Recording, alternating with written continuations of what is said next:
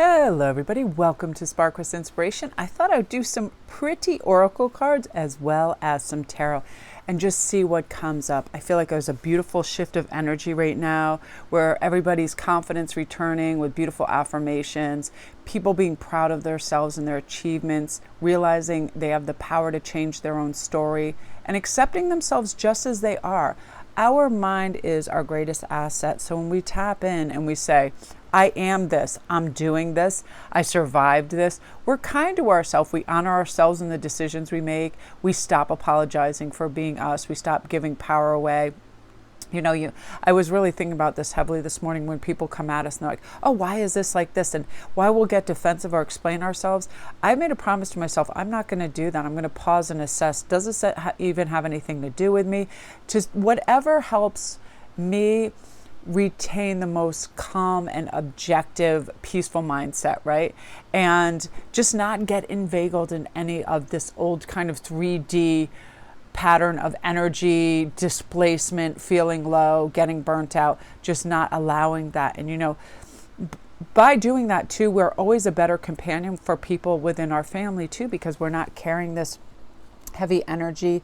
Oh, look at this encouragement. So I'm definitely feeling like you're going to have the skill set that it takes to encourage yourself, to let yourself, hey, no, you know what? If I did this, this is enough. I saw this great little piece of paper, tiniest piece of paper somebody was holding with their finger, and I'm going to do that. And it was called First Step. And that's what it is. We just decide, this is uncomfortable. I don't like this way of being. This is too messy. This is too aggressive. This is too whatever. And just deciding to release it. People, places, and things. Knowing your worthiness and affirming that. Only speak kindly to yourself. Know you're deserving to be paid well for your work. Know you have enough. You do enough, and that you are enough. And start to encourage yourself. See what I mean? Responsibility. So many of you, and I do this myself, we take on the worries, concerns, or obligations of others. Oh, let me just clean this all up because so-and-so is probably tired or doesn't want to. But then we're setting ourselves up to honestly be the whipping boy or the person that carries the weight. It can be financial, it can be physical. And here's a weird thing within a family dynamic. Once you do something once or twice, then you kind of get relegated to that person. Oh, I thought you did the dishes. Oh, I thought you cleaned the bathroom. And that will happen. This is bringing other people in so they can help us. And also, if somebody is feeling some way, not taking anything personally, very rarely, even if we're very close to them, does it have anything to do with us? So we don't have to feel bad about somebody feeling bad. Yes, we can have empathy, but we're not getting lower taking that on board. As an empath, it's taken me years to protect my mental health and the state of how I feel, because just seeing somebody like with a massive frown or in pain, I would start to physically feel that way. But that's again why we have to speak kindly to ourselves. Know that whatever we're doing is enough. We're not here to save everybody. In fact, we shouldn't offer help or assistance unless somebody asks. Oftentimes people just kind of like want to release a little bit of tension, and that's fine, right?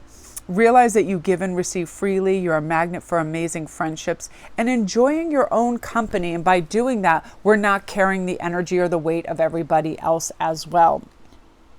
See, the Four of Bows, that you are great, and you are great in social situations, and you're going to have some really gorgeous ones come up where you're just free. You no longer respond or react to the ways of old. Like somebody says something and it might have been a trigger. It could be anything about how you look, how you dress, how you speak. You just don't engage. You are saying to yourself loud, I don't want to be one of those kind of incidences that you see on like all the housewife shows where somebody criticizes something, a bomb gets dropped, everybody fights, everybody's uncomfortable. Most of the time they're in one of the most beautiful locations of the world as well. So when we are inveigled in that kind of energy, we don't notice the beauty, the magic, and the opportunities around us. So anybody says something, just be still. People are very uncomfortable with a non-reaction. And that puts you kind of in the place of power. You simply look at somebody.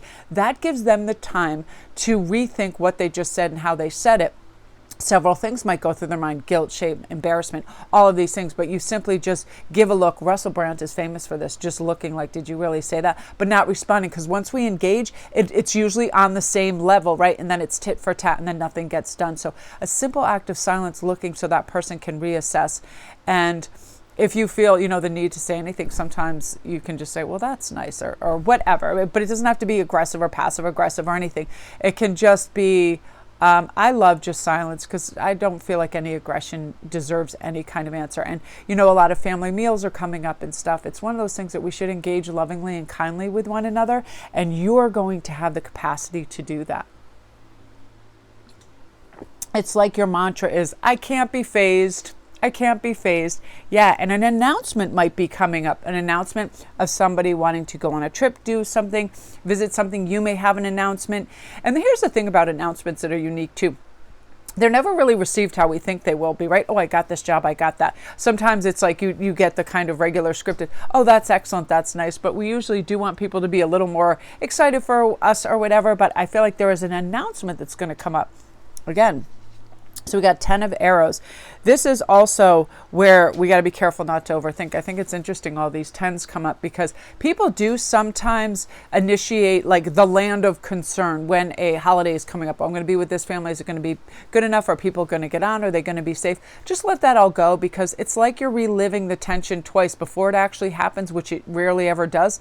And right now in your head, your mind can't differentiate between something occurring in 3D or in your mind, right? If you think of something scary, you get anxious. So release that and go, you know, have it be that kind of que sera, sera, whatever will be, will be. And then things will be in this state, the full state. The universe loves me and has my back, and I am divinely guided. And beautiful things await me. Beautiful conversations, beautiful food, wonderful people, being outside, breathing easy. And one thing I suggest, and I do this for myself, and I watched this last night with Dr. Joe Dispenza, and I was like, that's so true.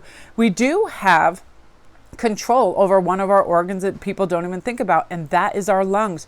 We can take in our diaphragm a big refreshing air, and immediately what that does, it says we're in no hurry, we are calm, we feel good, there's no danger. And that slows everything and releases all of the kind of chemicals in our body that we want, the relaxation mode. I have time to respond. That's why I love a big breath taken before we speak, especially if somebody's being aggressive or critical, because then we realize, does this even deserve or need a response? Like, do I really want to get inveigled in that kind of energy?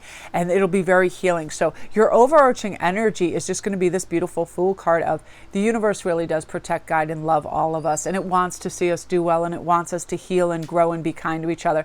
And you're going to be right in that groove, which is great. You know, again, that confidence, you know, I honor myself in the decisions I make. You don't have to explain yourself. I know I'm doing the best I can. Therefore, I can stop apologizing for being me and be proud of myself and my achievements, just like you should be. So that's your daily pop, you guys. Have a great day.